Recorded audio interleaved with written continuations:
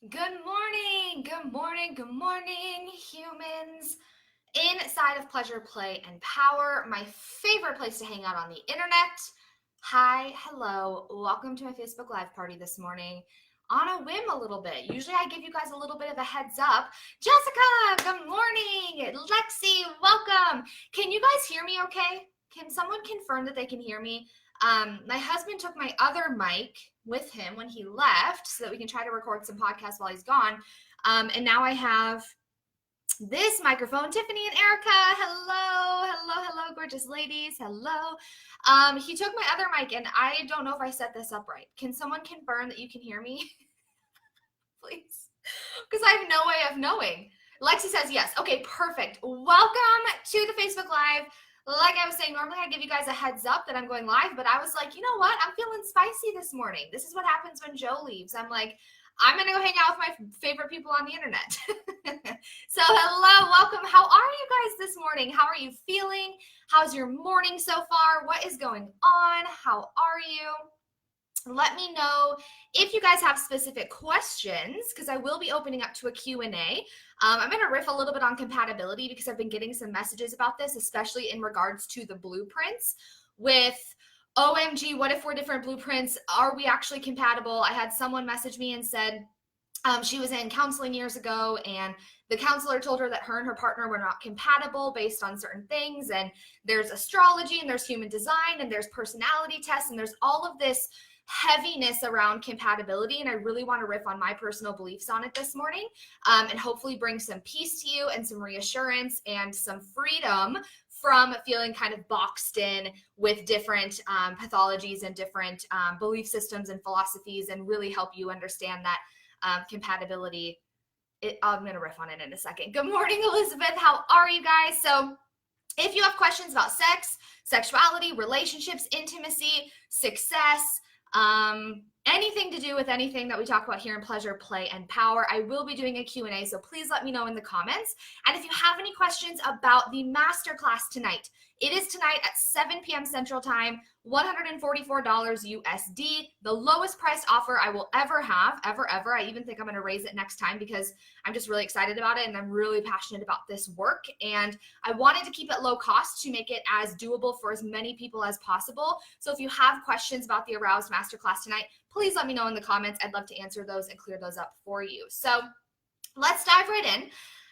Compatibility. So like I was saying, a lot of times these days we are super obsessive about astrology and human design, and those things have been around for many years. So I'm not saying it's like a new thing.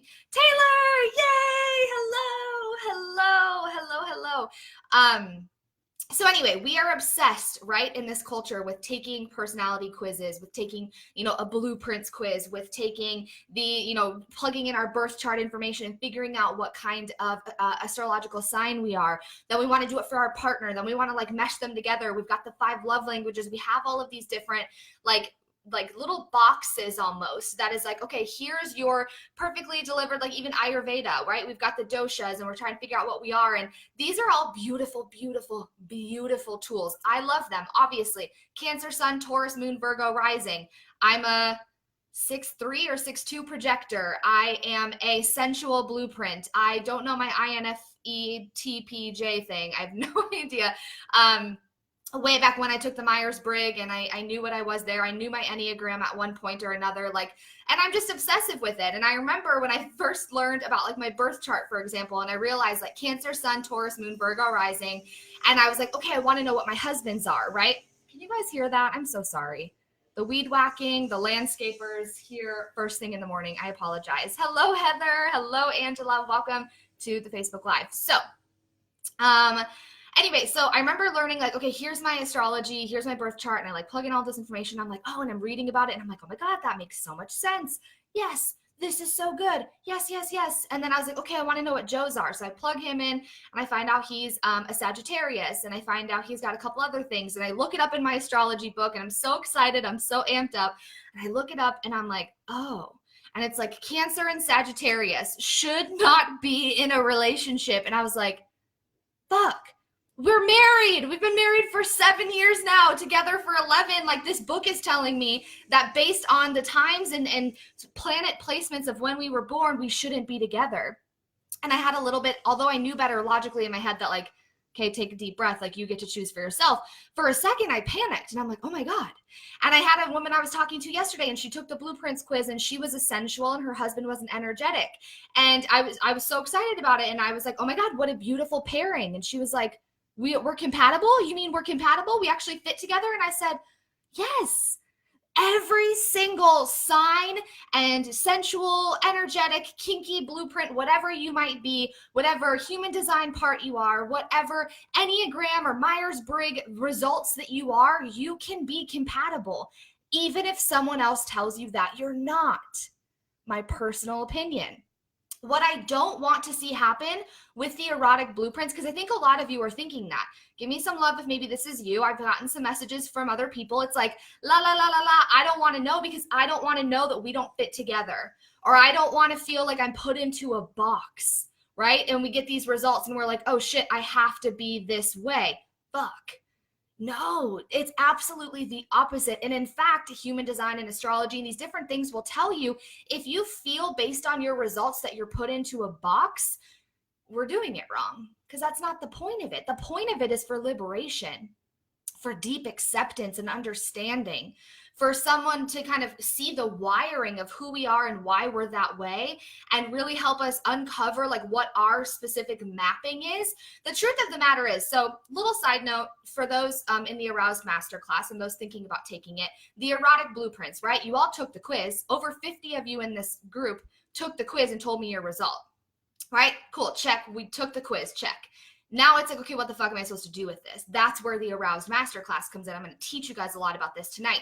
But there's 5 erotic blueprints, which is basically the love language of sex. It's how you're turned on. It's how you're turned off. It deals with a lot of the sexuality and the wiring within you, and like why certain things are the way that they are. It gives you deep understanding and deep acceptance. But the truth of the matter is, so there's 5 different types: sensual, energetic, sexual, kinky, and shapeshifter. Shapeshifter is kind of all 4 of them mixed and melted in. Beautiful, beautiful, right? The truth is, we're all shapeshifters. We are all sexual, erotic, sensual beings at our core. We are all technically come into the world without any conditioning, and it's just who we are, and we're this beautiful, perfect, whole little human. And then over time, we're tainted and tethered, and we're conditioned to no longer be this beautiful, like multifaceted, like very detailed, in-depth person. We're conditioned over time to be sensual, or we're conditioned over time to be energetic, or we're conditioned over time to be kinky. We're kind of like putting a shadow or a blanket over certain parts of us based on how we were raised, or what was modeled for us, or what was taboo, or what was okay, what was not. Kind of starts to tweak and mess with like our like perfect clear vessel and wiring. So the truth of the matter is that when you look at the erotic blueprints, for example, it's not to put you in a box. It's to understand more about yourself and be like, oh my God, this is why I cannot get off when there is a pile of laundry in the corner. Or, oh my God, this is why I really like it when he smacks my ass. And it makes me feel a little bit ashamed of like, why do I like to be hit? But it feels good, right? You start to learn about yourself and the blueprint that you are. And it helps give you this feeling of like, oh my God, I'm not broken. There's nothing wrong with me. I'm normal, right? I'm normal. Good morning, Holly. Good morning, Kayla. And it's this feeling of like, sweet relief. And then as you start to own your erotic blueprint and you start to understand your partners, then you guys can play on expanding your blueprints. You guys can start to play around with some of the other pieces that maybe aren't like super highlighted for you right now, or maybe it's kind of dimmed within you, but you feel like this little stirring of there could be something more here. You get to start to expand your sexual experience, expand your sexuality, understand yourself, and tap into whole new levels of you and who you are as a sexual erotic being. It's life-changing. So in terms of compatibility, Yes, a sensual and an energetic can be together. A kinky and a sensual can be together. A shapeshifter and a sexual can be together. What's going to happen is you're going to realize there's just different pieces to understand about each other, to feed each other and nourish each other and satisfy each other and make sure that both parties are fed. It's not one person finishes and the other person just fakes it and then we're moving on. That creates resentment over time. It's figuring out that, okay, his brain operates differently than mine. Cool. Now I understand. Now I can speak to him and feed him and nourish him and satisfy him, and he can do the same for me. I'm a Cancer sun. Joe's a sun in Sagittarius. Guess what? The book says we can't be together, and we're freaking together, and we're happy and we're whole. What happens is we just have to understand and dive into what are the things that make us different about our wiring, right? And then how can we start to understand each other deeper? It's not enough to say, like, here's who I am and I understand me, and like la la la la la, I'm not going to understand anybody else. The beauty of astrology and human design and erotic blueprints and love languages and Myers-Briggs and all of these things is that we not only understand ourselves on a deeper level, we start to understand those in our lives on a deeper level. Like, my favorite thing to do when I go out with my friends is I ask them, like, I love learning about their astrological signs. I love learning about their erotic blueprints. I make them take a BDSM test and find out their types of kinks. Like, I don't make them. I ask them if they want to, and we have juicy conversations around it. But it helps me understand them better and how I can speak to them in a way that it clicks for them. So there's less resistance. There's less tension. There's less difficulty between us, because we're just two different humans and two different operating systems, both trying to be happy and whole. And it takes learning and understanding each other. So if you have a fear of taking the Aroused Masterclass, taking this erotic blueprints quiz, and learning that you and your partner are totally opposite, guess what? We're going to talk about how you're still compatible, and how there's just different things that we have to learn and understand about each other's brains and our sexual wiring, so that we can make the most of the sexual experience, the most out of the intimacy, the most out of life. Do you see what I'm saying? Give me some love if you're picking up what I'm laying down.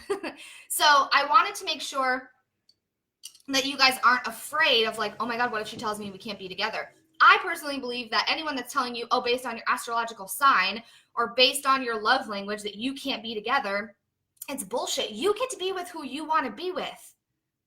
You get to be with who you want to be with. You can be compatible, even if there's tension, even if there's bickering, even if one person has a high sex drive and one person has a low sex drive, even if one is a sensual and one is a sexual. There's going to be some things we have to learn in order for there to be less resistance, but it's possible. And I want to help you with that. One of my favorite things to coach on is helping people in long-term relationships stay together. I have a specific purpose and mission to help lower the divorce rate. I want you to be able to be happy and fulfilled and sexually satisfied. Sex has to be a part of it. I want you to stop thinking that, oh, we just don't need sex, or, oh, it's fine. No, it's not. Sex and intimacy is a huge part of the passion and the fire and the connection and the longevity and sustainability of a relationship. If you're not connecting in that way, let's figure out why not. It fires me up. Now, let me know in the comments if you guys have questions about anything at all. This is a totally open Q&A. It doesn't just have to be on compatibility. Compatibility doesn't just have to be about the erotic blueprints or Aroused Masterclass. The masterclass is tonight. If you've been wanting to dive into working on sex and sexuality, but you're not ready for one-on-one coaching yet, you weren't ready for the higher investments, 144 is insane. I wanted to keep this so doable so that everyone could be there that needs this work. Like I said, 50 of you took the quiz. Guess what it's doing right now? It's burning a hole in your inbox. If you're not doing anything with it, what the hell are you going to do with it? Now you know I'm a sexual, he's a kinky. Cool. Now what? Let's talk about it. Let's figure out a game plan. Let's figure out what this looks like for you. Now, the other piece that I wanted, oh my God, I literally jotted down like 10 different live video topics last night. I have so much to go live about. So I'm going to try to keep this like condensed into compatibility and then whatever you guys have questions on. But the other piece I'm seeing in so many Facebook groups is these women talking about Their boyfriends are basically verbally abusing them. Their boyfriends are talking about their weight. Their, husband is not wanting to grow with them. They're feeling like they're stuck between a rock and a hard place because they want to grow and their partner does not. And they've been trying for years and they've gone to the counseling, they've gone to the therapy. They're still not coming together. One person is wanting to grow. One person is just like, meh, things are fine. At the end of the day, yes, I believe in lowering the divorce rate, but I also believe in you choosing what is best for you and what is going to make you happy. If your partner is like standstill, and I don't have a certain time limit of like, hey, if it's been this long, then you can leave. I know for me, like the year of 2016 when Joe got out of the military was the most difficult year in our marriage. I felt like I was talking to a wall half the time. I felt like he was way over here and I was way over here and we were just doing our own thing and meeting up in the middle. Like there was zero sexual chemistry. There was zero deep, intimate connection. Like we were just kind of lollygagging, like strolling through life, and it was miserable. And I'm telling you, I would not do that forever.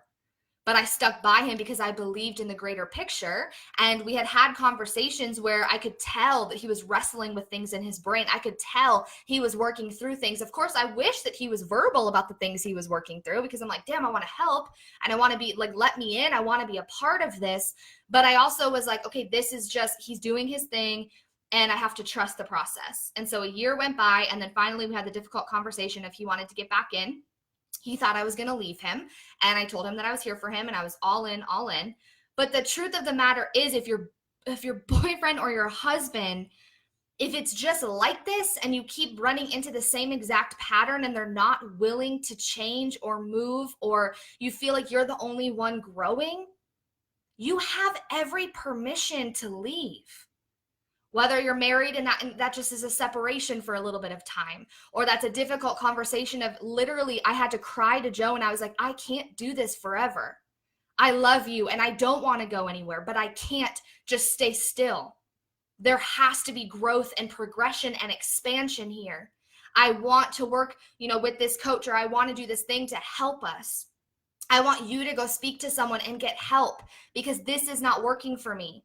And for me, it was really important, and it might not be necessarily for you, and I respect that. Growth is one of my core values. If I'm not growing, and if my partner is not growing and those in my life aren't growing and we just stay stagnant and stay still, if my clients aren't growing, we're done. I love them. I bless and release them. I wish them the best, but I'm not here to play small. I'm not here to be stagnant.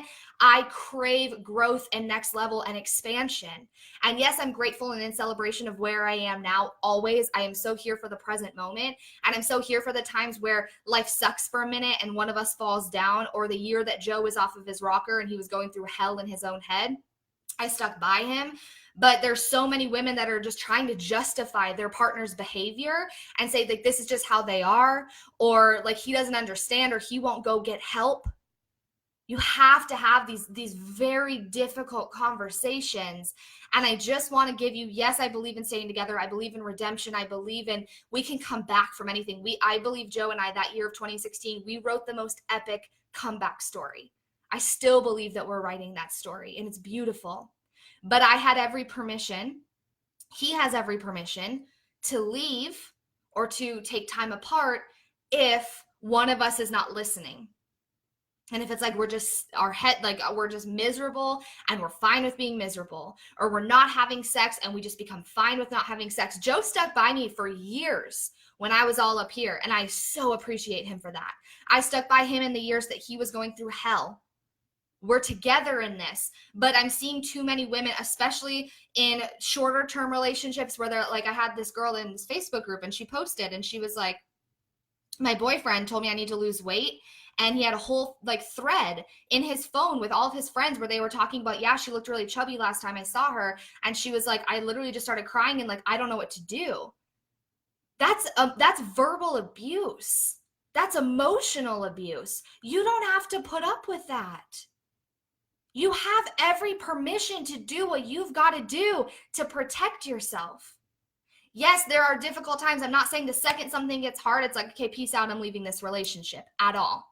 I'm saying that for me, especially me, and my core, like unwavering belief in this is, I'm going to try, right? I'm going to give it my all. I'm going to know that I'm giving it everything I've got. I'm leaving it all on the table. When Joe was going through hell, I gave it everything that I had.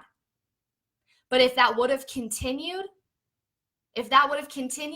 for years, I talk to women who have been in this cycle for years and their partner just is like, nope, I'm not here for that. I'm not here to grow. I'm not here to try new things. I'm just here. You have every right and every bit of permission to do what you've got to do, whether it's like going on a soul searching adventure, like Eat, Pray, Love style. You just take a little hike for a few months and you go do your thing, whether it's like living apart for a little bit and seeing what happens and finding yourself, whether it's just putting your head down and focusing on your own growth and expansion for however long you need to, and them mirroring that over time, or whether it's you saying, listen, I love you, but I love me more. And this I can't do.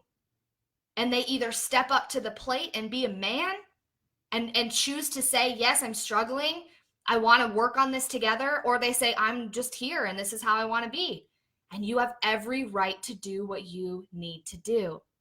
It doesn't make you bad or less than. It doesn't mean you fucked it all up. It doesn't necessarily mean you were incompatible. It just means that you have non-negotiables. For me, growth for both parties, both together and individually, that is a non-negotiable for me. I don't put up with non-growth in my relationships. It is not a factor. If you want to stay where you are, that is cool. And I love you, but I'm moving and I'm growing and I'm expanding, and you can either come with me or you can stay here. But that's what are your non-negotiables? And you have to decide what that looks like for you. You have to decide what you're willing to compromise on. Sometimes there's compromise in relationships, right? Like we might meet in the middle somewhere, or he might want to try something and I'm not really into it, and we kind of compromise and we find like consent on both sides, what we're both okay with moving forward with. But sometimes it's literally like, that's a non-negotiable for me. Are you with me or are you not?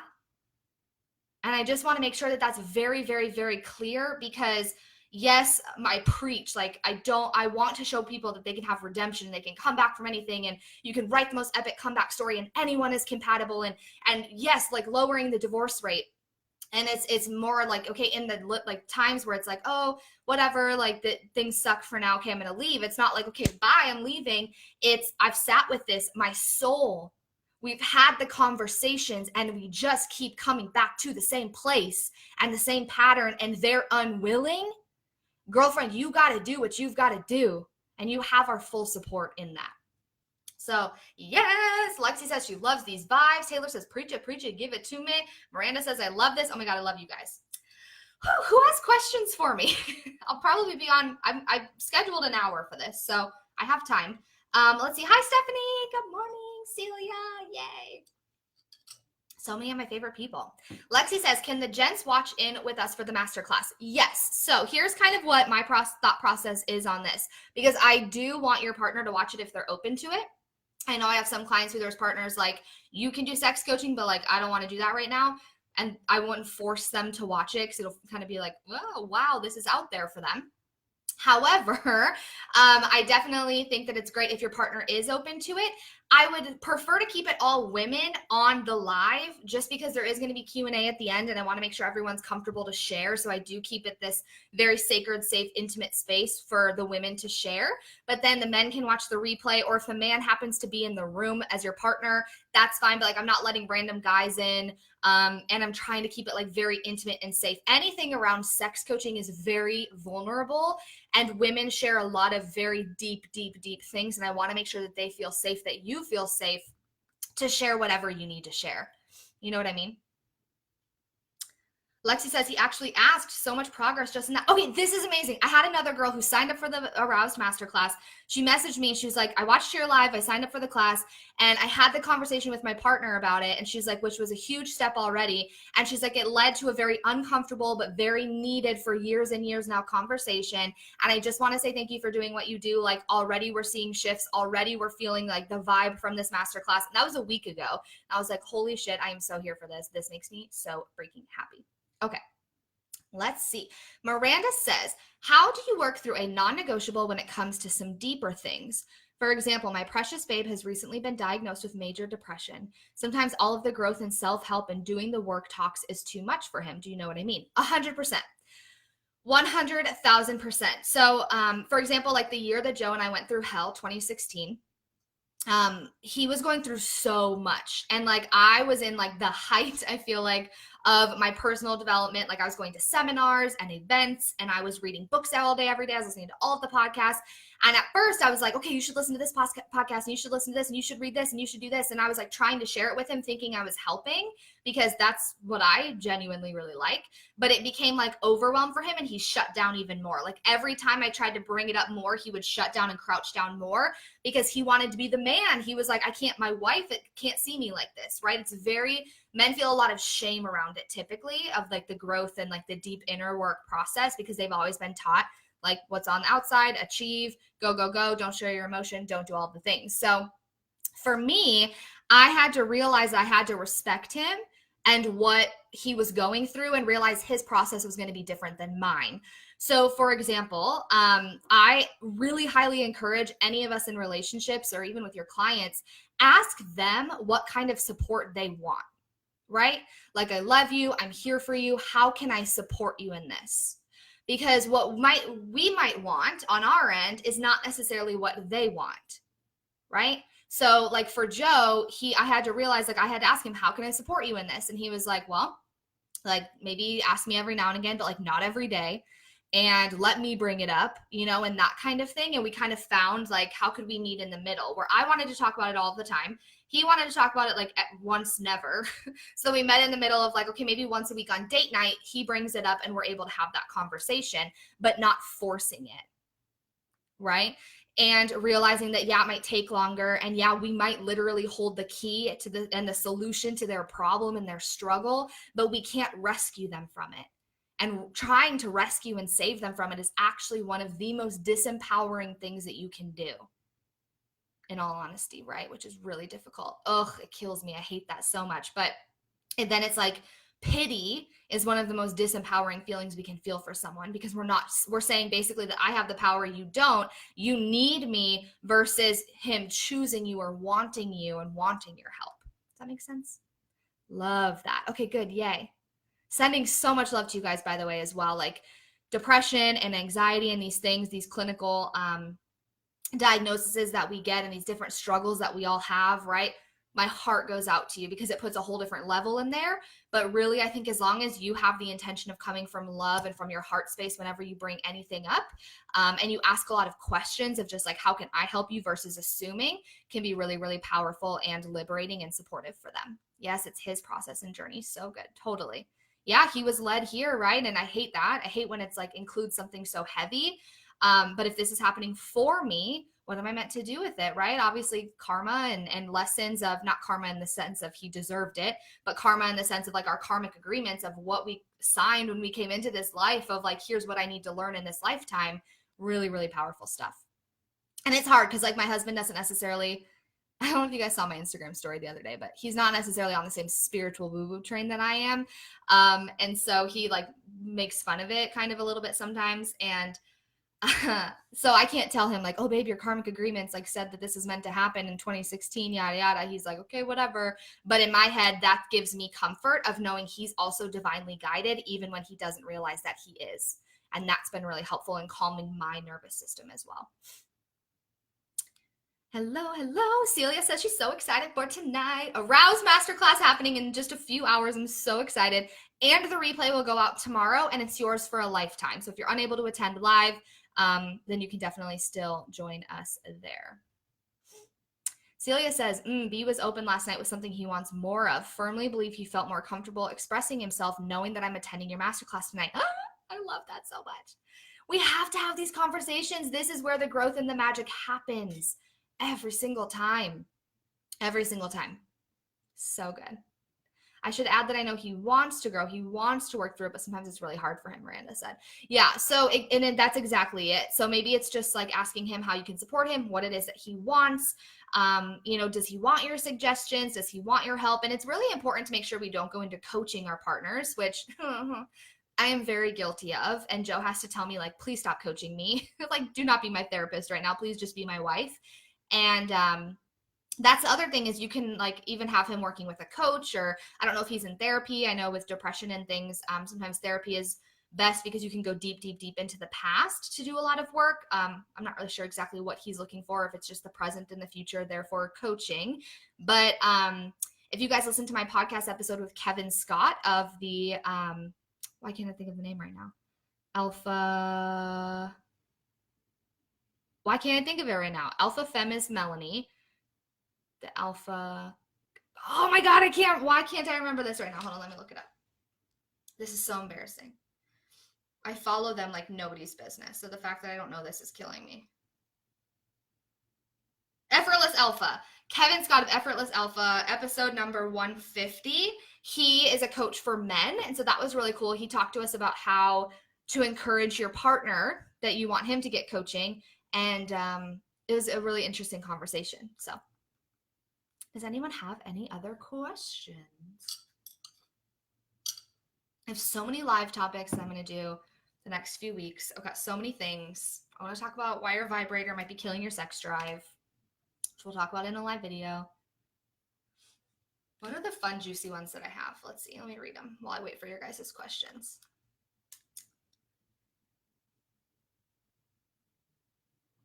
What if orgasm isn't a destination? Instead, it is a journey, limited version of it. Why your vibrator is killing your sexual satisfaction. What if we harness the energy of an orgasm instead of trying to get rid of it all? Those are just a few. You'll have to stay tuned to hear about these. You guys, did you see, I shared on my Instagram stories this morning. Please, if you have questions, like I don't want to just riff at you, like my own shit. But if you guys saw my Instagram stories this morning, I shared a podcast episode I listened to this morning from Ideas Digest, which is a really interesting podcast all about like deconstructing very fundamental Christian beliefs. Conrad and his wife Brooke host the podcast, and they talk to a lot of people who come from like the fundamental Christian background and about things that were very taboo as a Christian and like how they view it now. And so today's was called Masturbation Saved My Sex Life. And the girl that spoke was Jasmine, and she's from a fundamental Christian background, very taboo in the masturbation side. And she talked about how like embracing masturbation actually not only saved her sex life, it saved her marriage and it saved her. And it was so freaking fascinating and it was so juicy, and I highly recommend it. And no, I'm not sponsored by them, but I wouldn't be opposed to it. I'm so sad he messaged me and he was like, if you were in Australia, we would totally have you on. We just do our podcast live. And I was like, damn it. I'm going to come to Australia and be on the podcast. It was the same one that did, that Morgan Day Cecil was a guest on. And she talked about seduction as a spiritual practice and how she connects to God through like seduction and through sexuality. Really interesting and powerful. You guys really don't have any questions for me? Have I been asking too many things of like Q&A? You guys are like, I have nothing left. Just totally fine. You can tell when Joe leaves because I'm like, I want to hang out with my friends. Where is everybody today? Oh, I love it. Celia says, B is still a bit in the shame mindset with sex. So curious on how I can support him on how to have less shame. Beautiful, Celia, beautiful. So yeah, it's interesting, right? That men have shame that they feel just as much as we do sometimes more, sometimes less. And it is really important that, yes, we're doing our own growth work in it, but then we also are sharing it with them. So what I have done in the past is I'll bring up the conversation, and I try not to go into coaching. So I'm not like, okay, go write all of your stories and like, let's work through them. Like, let me coach you through them.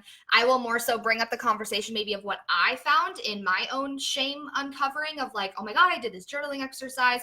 I was listening to this podcast and she was talking about shame and sex and all these things. And like, here's what came up for me. And then I'll usually just ask a question like, does anything come up for you? Like, you know, does he realize he has shame around sex, or is that, Celia, something that you pick up on when you're talking to him about it and you're seeing the signs, especially with you being a coach, you're like seeing the shame come up, but he doesn't necessarily know he has it. I'm curious about that because that will be different as well.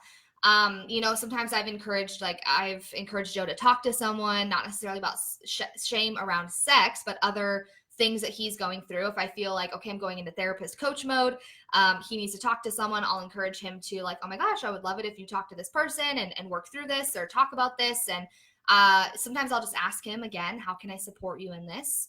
Right? How can I help? How can I be here for you? And I'll just remind him, like, be the soft place for him to land. When we're in our masculine, sometimes it's very difficult for them to be vulnerable and feel safe because it's very dominating energy, right? So I try very, very hard to, after work, I'll like come off of the boss mode and I go into goddess mode and I create a safe place for Joe to land, where it's like literally like he can like fall into me, into my chest, and he can like cry if he needs to, which is rare, but working on it. He can cry if he needs to, or he can, vent if he needs to, or he can talk about these difficult things. I really, really try to create that softness for him versus being like, well, what are you gonna do about it? And like, let's fix it and let's be solution oriented. I more so like give him the safety of opening up about it. I guess more so shame around his body and sex. He'll literally run sometimes and say, don't look. Right. So I think a beautiful thing you can do here, Celia, is just start to build him up. And I do this to Joe, where if I'll notice he'll like very much like women do, I'll tell him like how hot I think he is, or like I'll just like want to touch him, and he's like, oh, whatever, and he like laughs and like brushes it off, and I'm like, no, accept the fucking compliment, accept it. Like, I think you are so fine. I am so attracted to you. I am so turned on by you, and I love like seeing you be totally free and like in your body.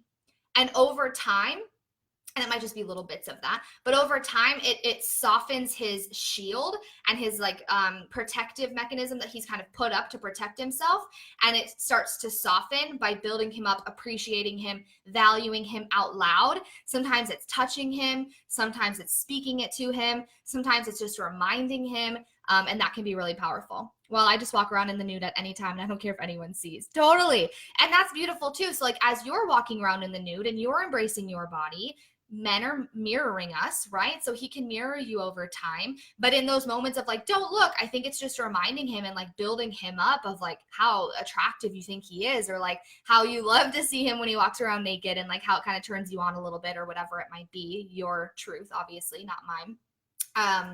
And that can be really powerful as well. Men want to be valued and appreciated just as much as we do. They're not, I mean, my man is not necessarily going to sit down and journal about the shame he has around sex or his body.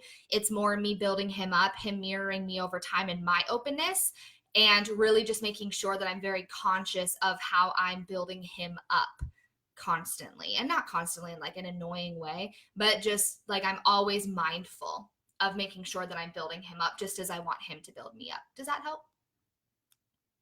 Hi, Hannah. Good morning. Good morning. If you're still here. So happy you're here. I can take a couple more questions if anyone has any.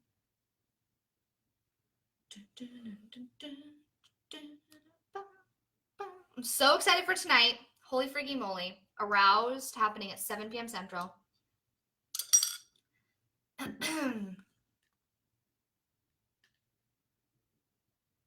Yes, helps lots. Okay, good. Yay, perfect. Perfect. So I'm going to give it a couple more minutes to see if anyone has any final questions. Then I'm going to go. What do I have going on today? Podcast interviews. Aroused is tonight. Is anyone here going to Shannon's event? I don't think any of you are going to the one in Charlotte, but is anyone going to the virtual event that Shannon's hosting, Lotus, that I'm speaking at? That's going to be really good. Except I'm really also very nervous. Does anyone have any, maybe you guys can share. Does anyone have like public speaking grounding rituals to like calm yourself and ground yourself? Luckily, there's a guided meditation right before my talk, I think. So that will be really helpful. But I'm just like, oh, I hate public speaking. Makes me like want to throw up everywhere.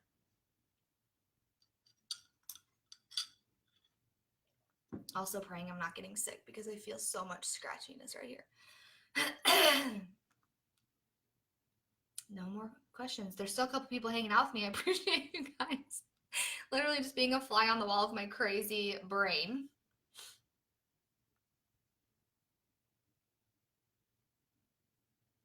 The lag time kills me though. Because I'm like, is anyone going to say anything? Are they? What's going on? Okay, we'll wrap it up.